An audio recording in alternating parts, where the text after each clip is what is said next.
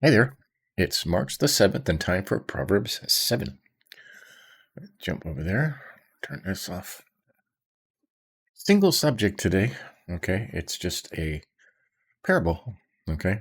I don't think Solomon actually saw this, but it is a parable. Okay. And as usual, in the beginning, he starts every chapter the same. All right. My son, obey my words and treasure my commands. Keep my commands and live. Protect my teachings as the pupil of your eye. Pupil of your There's apple over here. Apple over here, right? Tie them to your fingers, write them on the tablet of your heart. Say to wisdom, you are my sister, and call understanding your relative. She will keep you from a forbidden woman, a stranger with her flattering talk. Okay? This is a parable, and it's about adultery. Okay, he's really trying to hammer this home. Okay, is it a problem today? Yeah. Was it a problem back then? Of course. Okay.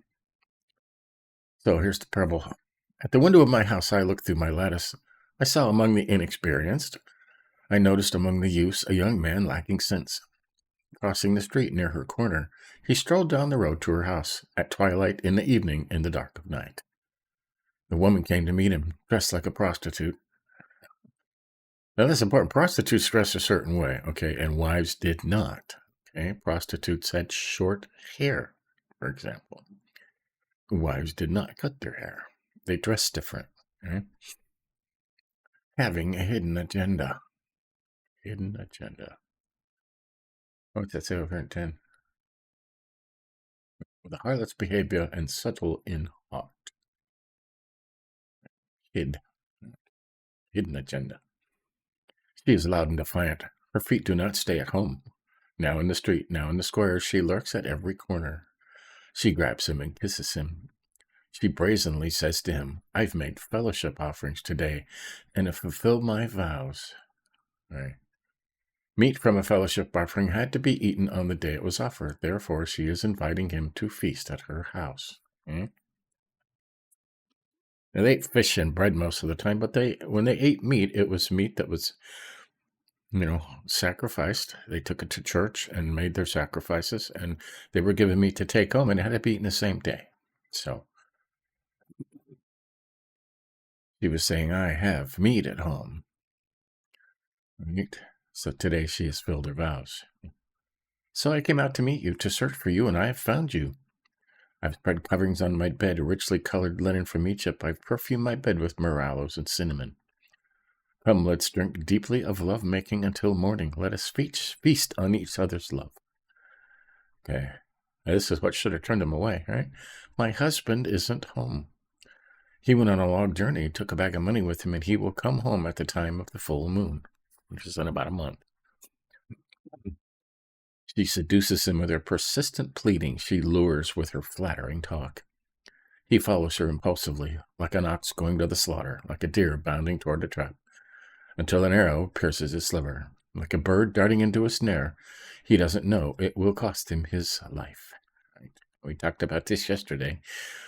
Right? You mess with a married person, that person's spouse is going to the anger will never go away. Right? Cost him his life. Okay? That's the parable. Now again, he reiterates the first, now my sons, listen to me and pay attention to the words of my mouth. Don't let your heart turn aside to her ways. Don't stray onto her paths, for she has brought many down to death. Her victims are countless. Her house is the road to Sheol, descending to the chambers of death. Right? Like I said, we did talk about this yesterday, about rage and no price. And once you're found out, right, there will be a mark on you, and you will never get over that, and everybody will know. And your life will never be the same. Okay? He has brought many down to death. Her victims are countless. And powerful men are her victims. Neither wit nor strength can deliver them that fall into the hands of the harlot. Right? It says over here, and the strong men are all slain by her.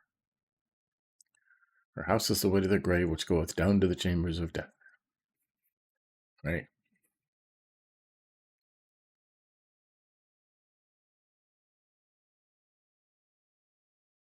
Mm-hmm.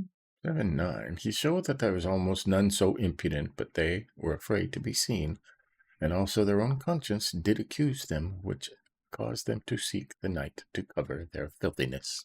Right? They go out at night, catch people. So this stuff happens at night, right? Evenings, when the bars close. Right? Stay home. There you go. Not even a highlight in here, just a parable on a single subject, Stay out of this kind of trouble, right? You need to stay out of this kind of trouble, right? And it is a parable, but it happens, okay, all the time. Right? So there you have it.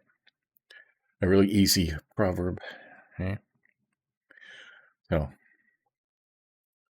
let's check where we're at in our through the New Testament in a year. Yeah, we're reading the second half of Mark 10 today, right? Third prediction of his death. So there you go. That's Proverbs 7 for April 7th. A nice Friday. Have a good Friday. Stay tuned later today. We're on day 66, I believe, of our Through the New Testament in a Year. We're doing the second half of Mark 10 that we just looked at. But until later, keep studying. See ya.